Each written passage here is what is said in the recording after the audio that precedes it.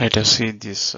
One obvious limitation of the qualitative approach is that there may be more than one load. The simply supported beam maybe is extended by a cantilever from B to C. The beam is only partially loaded with the uniformly distributed load. The cantilever is fully loaded. There are two possible solutions. In this first case, it is assumed that the load on the beam is sufficient to create an upward reaction at A. Like this upward reaction, it can create. There is two possible solutions. If this load on AB is sufficient to create upward reaction at A and upward reaction at B, there are two possible solutions, right? In the first case, you will see the load on the beam is sufficient to create an upward reaction at A.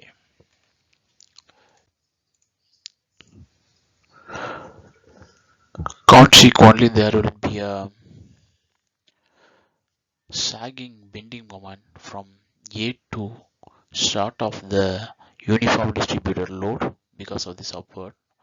And note that the plotting of the parabolic distribution between the bending moments, you can see the plotting of the parabolic distribution of bending moments due to this uniformly distributed load may be applied to this cantilever also. This is uniformly distributed load. That's why the bending moment is parabolic in nature. Since the reaction it is upward, that's why we are getting this kind of sagging moment from A to the start of the uniform load.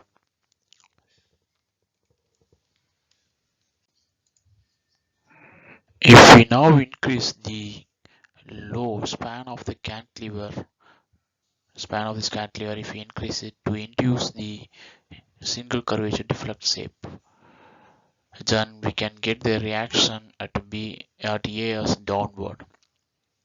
So if we now increase the span of the cantilever to induce a downward reaction at A, there will be a single curvature in the deflected shape because of the effect of the load on the span AB is insufficient to counteract the effect of hogging moment from the cantilever.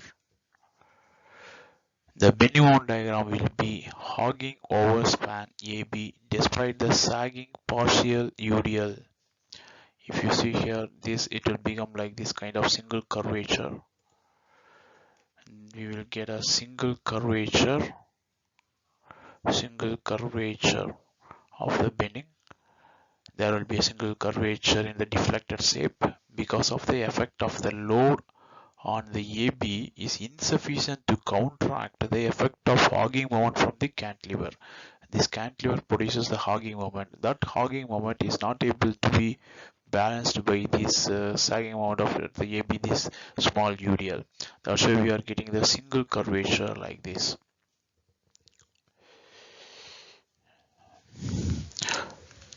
You can see the bending moment diagram of this portion.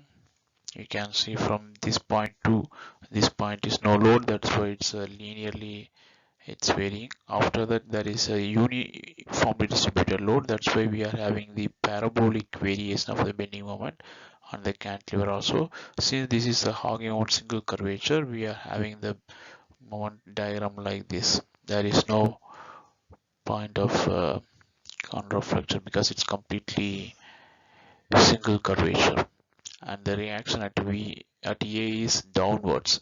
If it is upward reaction, we have seen the sagging, and then this will become this kind of hogging, right? But this reaction is a downward, that's why we are getting like this.